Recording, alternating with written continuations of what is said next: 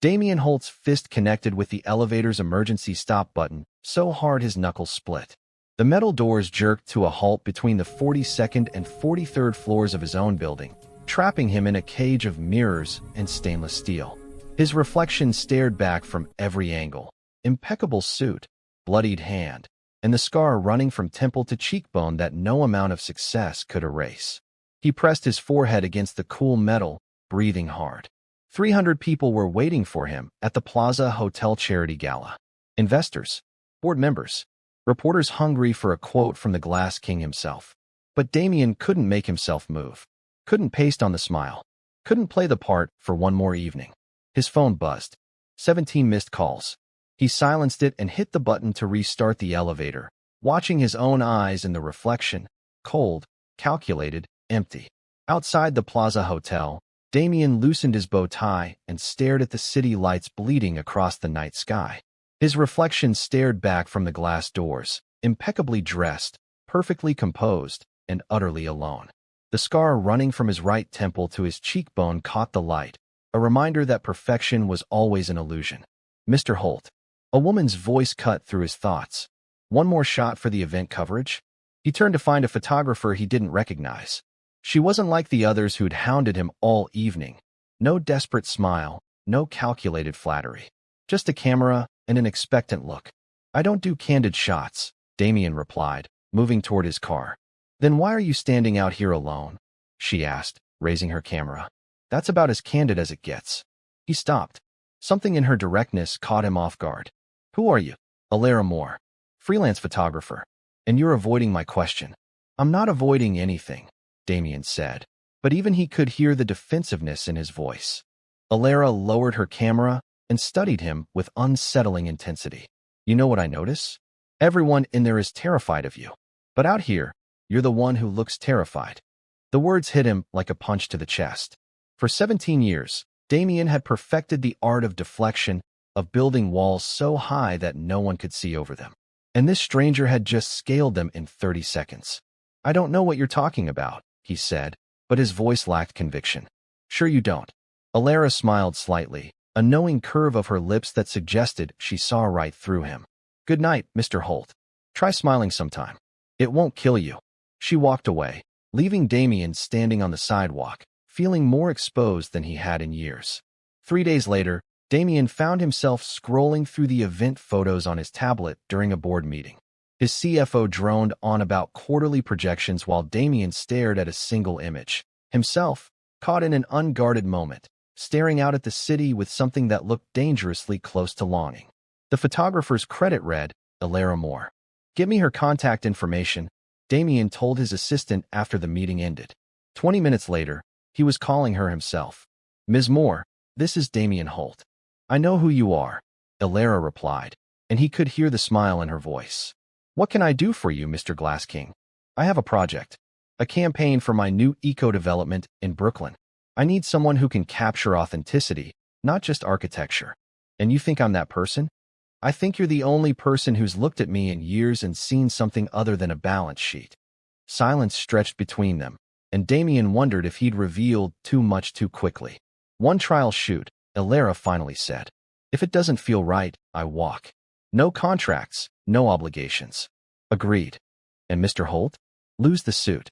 If you want authenticity, you need to start with yourself. She hung up before he could respond. Their first shoot took place at dawn on a construction site in Brooklyn. Damian arrived in casual clothes, dark jeans, and a black Henley, feeling strangely vulnerable without his armor of Armani and Italian leather. Elara was already there, camera in hand, talking to the construction workers like old friends. When she saw him, she grinned. Look at that. The Glass King owns jeans. I'm impressed. Where do you want me? Damian asked, ignoring her teasing. Wherever you feel comfortable. I don't feel comfortable. Perfect. Elara raised her camera. That's when the real stuff happens. Walk around. Look at your building. Forget I'm here. Damian moved through the skeletal structure of steel and concrete, running his hands over surfaces that would soon become homes. Despite himself, he felt his shoulders relaxing. This was his element. Creation, transformation, building something from nothing. Tell me about the scar, Elara said suddenly, her camera clicking. His hand instinctively moved to his face. It's not relevant. Everything's relevant. It's part of your story. My story isn't your business. Then why am I here? Elara lowered her camera, meeting his eyes directly.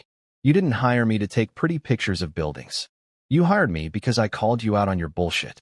So either you're honest with me, or this doesn't work. Damian felt something crack inside him, a fissure in the glass wall he'd built around his life. Car accident. 17 years old. I was driving. And my best friend died. The words came out harder than he intended. Stanley Reed. We were racing another car, being stupid kids. I lost control. He didn't make it. I did. Elara's expression softened, but not with pity, with understanding. So you've been punishing yourself ever since. I've been building an empire. Same thing, isn't it? Work hard enough, succeed big enough. Maybe you can outrun the guilt. She raised her camera again. But you can't. That's not how grief works. You sound like you know something about it. My father died when I was 12. Heart attack. I spent years thinking if I'd just noticed something, said something, maybe he'd still be here. Elara's voice remained steady, but Damian saw the pain flickering in her eyes. Survivor's guilt is a prison. And you've made yours out of glass so everyone can see how successful you are, but no one can touch you. The accuracy of her observation stole his breath. You see a lot for someone who just met me. That's my job. Seeing what people hide. She smiled softly. Now stop looking so tortured and show me what you love about this building. The shoot stretched into the afternoon, then early evening.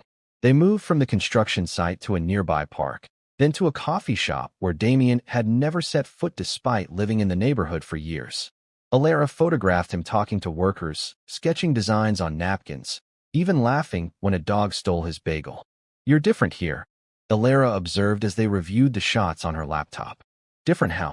Real. Not performing.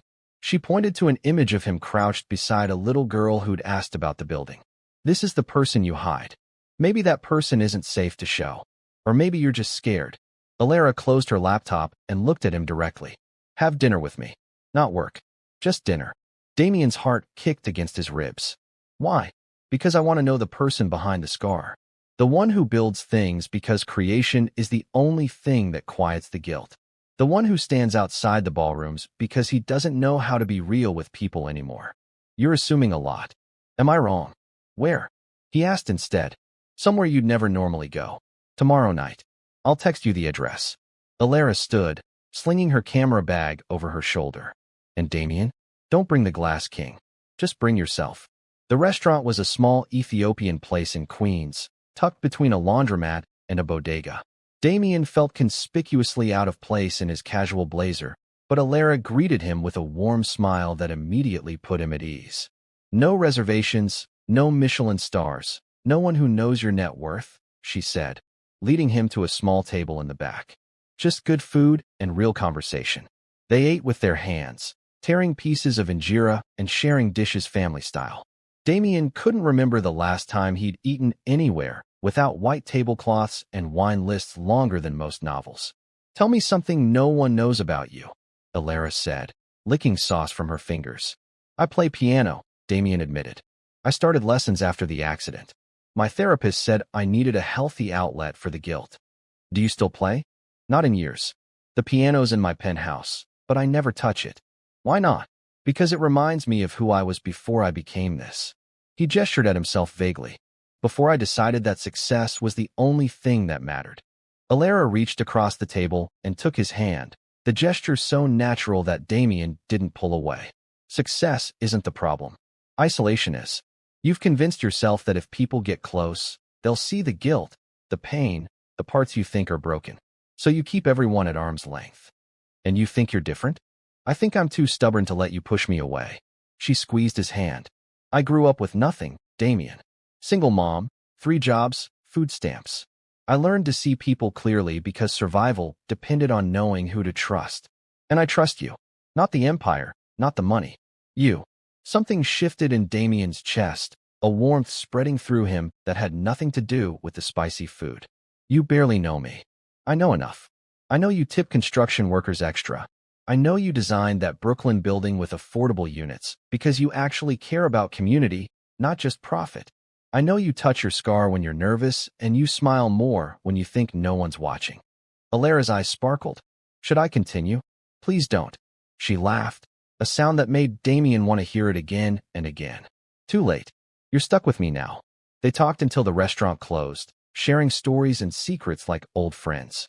Damian learned that Elara had put herself through photography school working 3 jobs, that she'd been dismissed by countless elite clients who couldn't see past her background, that she'd almost given up before deciding that authenticity mattered more than acceptance. You're remarkable, Damian said as they walked to her subway station. I'm persistent. There's a difference. No, you're remarkable. He stopped, turning to face her.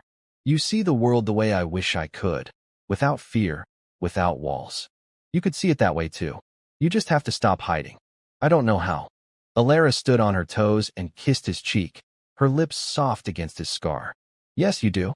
You're doing it right now. She disappeared down the subway steps, leaving Damian standing on the corner, feeling more alive than he had in 17 years. The next 2 weeks blurred together in a haze of photo shoots and conversations that stretched long into the night.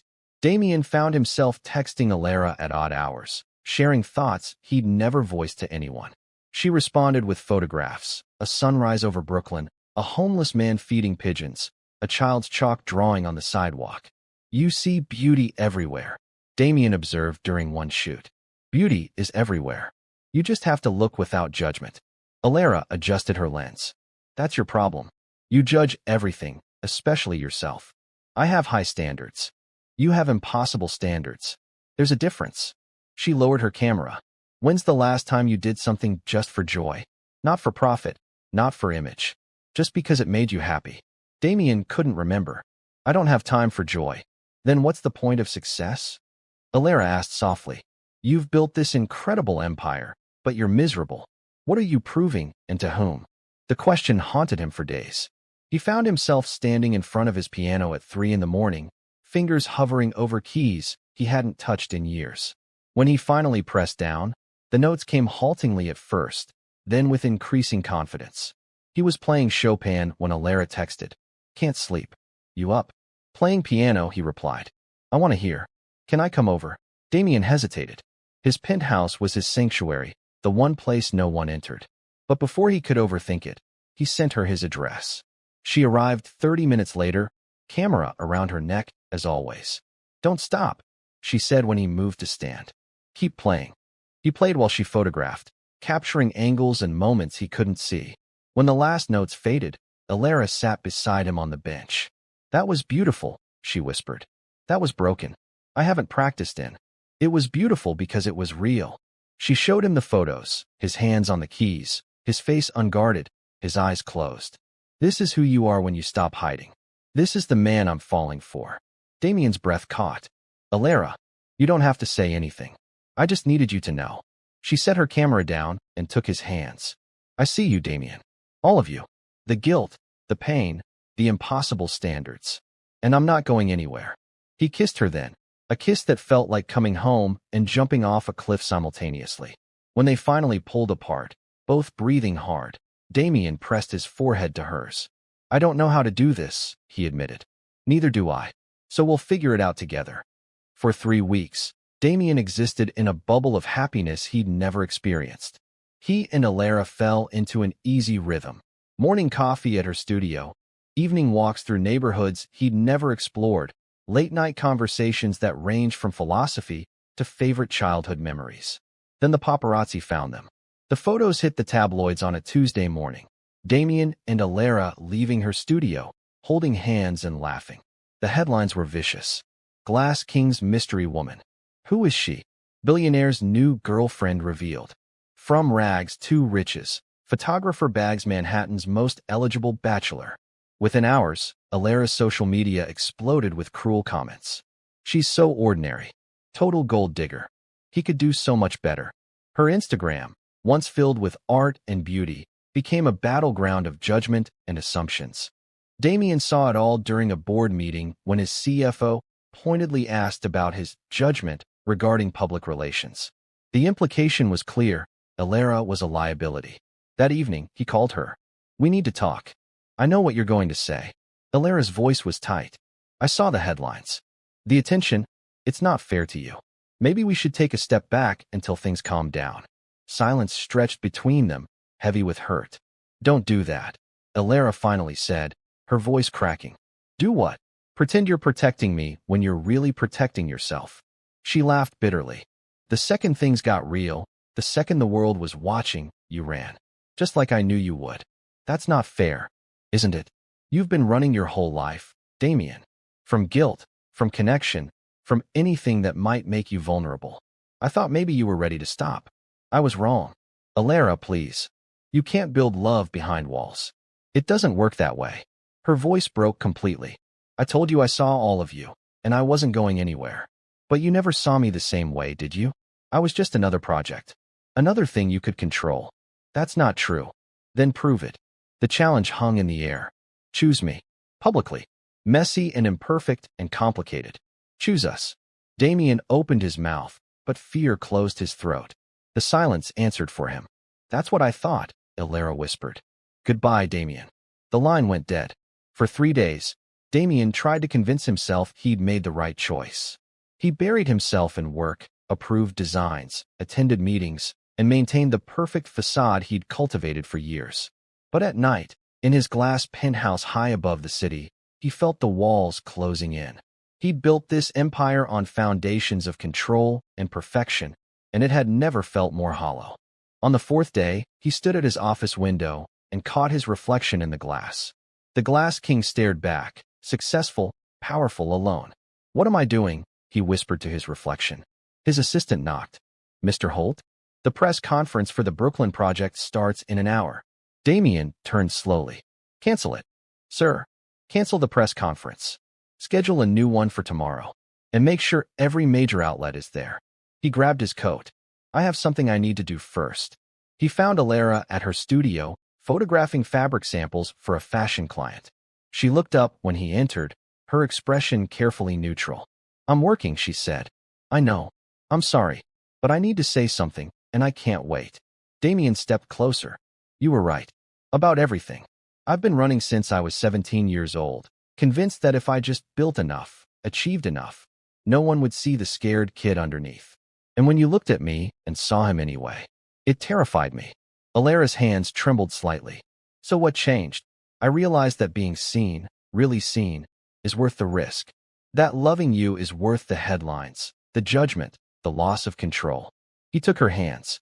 I'm not promising perfection, Elara. I'm still going to be scared. I'm still going to struggle with letting people in. But I want to try. With you. The world is watching, Damian. It's not going to get easier. I don't care. Let them watch. Let them judge. You taught me that authenticity matters more than image. He smiled, truly smiled. So here I am. Authentic, terrified, and completely in love with you. Tears spilled down Elara's cheeks. You're sure? I've never been more sure of anything. She kissed him, and in that moment, every wall Damian had built came crashing down. The next day, Damian stood at a podium in front of 50 journalists, cameras rolling, questions ready. His prepared speech about the Brooklyn development sat untouched beside him. I'm not here to talk about buildings, he began, his voice steady. I'm here to talk about glass. For 17 years, I've built my life out of it. Transparent, but untouchable. Perfect, but cold. I convinced myself this was strength. It wasn't. It was fear. The room fell silent. Recently, someone showed me what real strength looks like. It looks like vulnerability. Like choosing connection over control. Like letting yourself be seen, flaws and all. He gripped the podium. I'm in love with Elara Moore. She's brilliant, talented, and completely unwilling to let me hide anymore. The media has said cruel things about her because she doesn't fit your narrative of who should be with someone like me. But here's what I know. She's the only person who's ever really seen me. And that's worth more than any headline. Cameras flashed furiously. Reporters shouted questions. Damian held up a hand. I'm not taking questions. I just wanted to say publicly what I should have said privately. Thank you, Elara, for teaching me that being broken doesn't mean being worthless. That perfection is an illusion. That love requires courage. His voice cracked slightly. And I'm done hiding. He walked off the stage without looking back. Elara watched the press conference from her studio, tears streaming down her face. When Damian appeared in her doorway 20 minutes later, She launched herself into his arms. "You're insane," she said, laughing and crying simultaneously. "Probably. But I'm done being the Glass King. So what are you now?"